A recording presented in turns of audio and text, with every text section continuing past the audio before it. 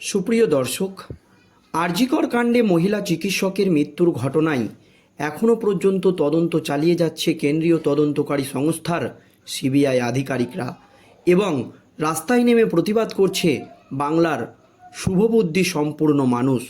তবে আরজিকর কাণ্ডে মহিলা চিকিৎসকের মৃত্যুর ঘটনায় মূল অভিযুক্ত হচ্ছেন সিভিক ভলেন্টিয়ার সঞ্জয় রায়। আর এই সিভিক ভলেন্টিয়ারই দোষী। সিবিআইয়ের চার্জশিটে শুধু ধৃত সিভিক ভলেন্টিয়ার সঞ্জয় রায়েরই নাম উঠে এসেছে। তারপরই রাজ্যে সিভিক ভলেন্টিয়ারদের ভূমিকা নিয়ে প্রশ্ন উঠে গিয়েছে এবং এই সঞ্জয় রায় সিভিক ভলেন্টিয়ার হওয়ার কারণে মহা ফ্যাসাদে পড়েছে রাজ্যের সিভিক ভলেন্টিয়াররা। আর এই সিভিক ভলেন্টিয়ারদেরকে নিয়ে সুপ্রিম কোর্টে প্রশ্নের মুখে পড়তে হয়েছে রাজ্যের মমতা সরকারকে।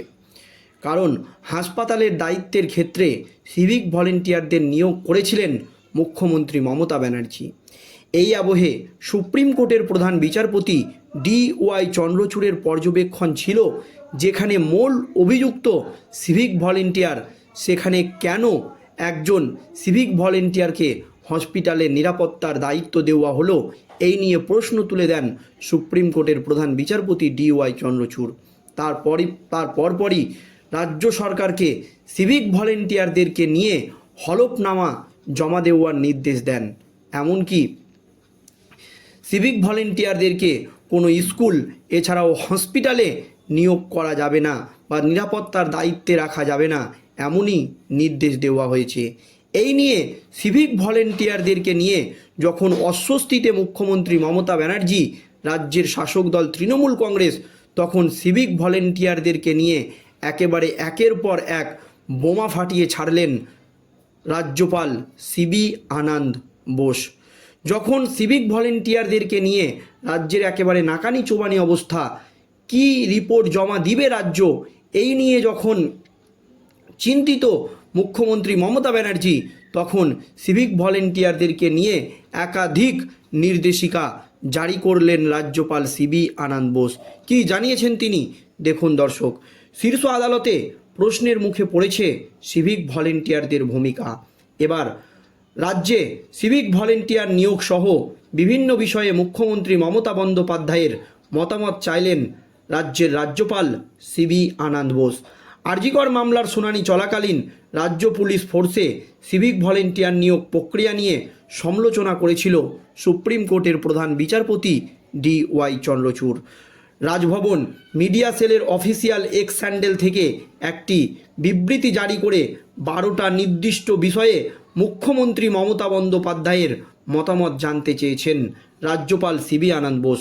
আপনারা জানেন, এই রাজ্যের স্বরাষ্ট্রমন্ত্রী মুখ্যমন্ত্রী মমতা ব্যানার্জি নিজে। প্রসঙ্গত, যে বিষয় নিয়ে মুখ্যমন্ত্রী মমতা ব্যানার্জির কাছে রাজ্যপাল CB আনন্দ বোস চিঠি লিখেছেন, তা একেবারে চমকে দেওয়ার মতো।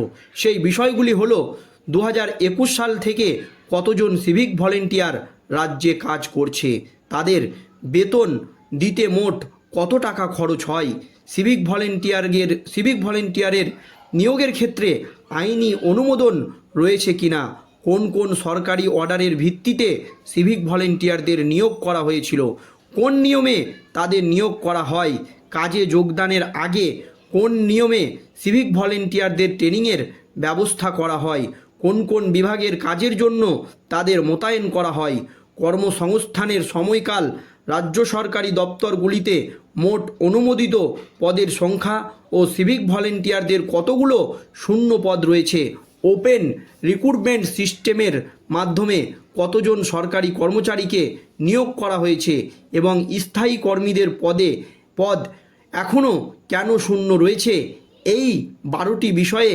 মুখ্যমন্ত্রী মমতা ব্যানার্জির কাছে জানতে চেয়েছেন রাজ্যের রাজ্যপাল CB আনন্দ বোস।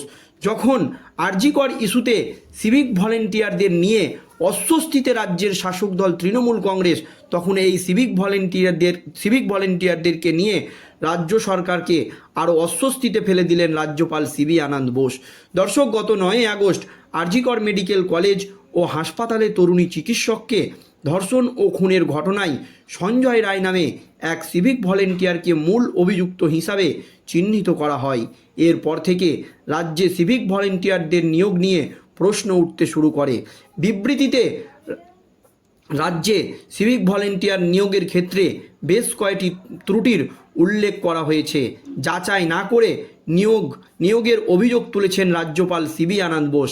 পাশাপাশি তার দাবি, এই নিয়োগে রাজনৈতিক প্রভাব রয়েছে। এছাড়াও সিভিক ভলেন্টিয়ারদের অপর্যাপ্ত ট্রেনিং, দায়িত্ববোধের অভাব, অপব্যবহার করার প্রবণতা, শিক্ষাগত যোগ্যতা ও স্বচ্ছতার অভাব রয়েছে বলে অভিযোগ রাজ্যপাল সিবি আনন্দ বোসের। সিভিক ভলেন্টিয়ারদের ভূমিকা নিয়ে বিভিন্ন সময়ে বিরোধীরা অভিযোগ তুলেছেন। বিরোধীদের অভিযোগ, সিভিকদের কাজকর্ম বেশিরভাগ সময় রাজনীতিবিদরা নিয়ন্ত্রণ করেন। এর ফলে প্রায়ই তাদের নিরাপত্তা নিয়ে প্রশ্ন ওঠে। সিভিক ভলেন্টিয়ারদেরকে নিয়ে কলকাতা হাইকোর্টেও অস্বস্তিতে পড়েছিল রাজ্যের শাসক দল তৃণমূল কংগ্রেস। যদিও আরজি কর কাণ্ড নিয়ে প্রথম থেকেই রাজ্যের সমালোচনায় সরব হয়েছেন রাজ্যপাল সিবি আনন্দ বোস। গত সেপ্টেম্বরে রাজভবনের মিডিয়া সেলের তরফে একটি বিবৃতি জারি করা হয়েছিল। এই বিবৃতিতে বেশ কয়েকটি বিষয়ে প্রশ্ন তুলেছিলেন রাজ্যপাল সিবি আনন্দ বোস। আরজি কর মামলাটি সিবিআই হাতে নেওয়ার আগে পর্যন্ত কলকাতা পুলিশের ভূমিকা নিয়ে প্রশ্ন তুলে দিয়েছিলেন খোদ রাজ্যপাল নিজে। মৃতদেহকে তড়িঘড়ি পুড়িয়ে দেওয়ার অভিযোগ তুলেছিলেন রাজ্যপাল সিবি আনন্দ বোস। এমনকি মৃতদেহকে দ্রুত পুড়িয়ে প্রমাণ লোপাটের চেষ্টা করা হয়েছে এমনও অভিযোগ তোলা হয়েছিল। আর এবার সিভিক ভলেন্টিয়ারদেরকে নিয়ে যখন সুপ্রিম কোর্টে অস্বস্তিতে রাজ্য সরকার, তখনই মুখ্যমন্ত্রী মমতা ব্যানার্জিকে কড়া চিঠি রাজভবন মিডিয়া সেলের অফিসিয়াল এক্স হ্যান্ডেল থেকে একটি বিবৃতি জারি করে 12টি নির্দিষ্ট বিষয়ে মুখ্যমন্ত্রী মমতা ব্যানার্জির মতামত চাইলেন রাজ্যপাল সিবি আনন্দ বোস।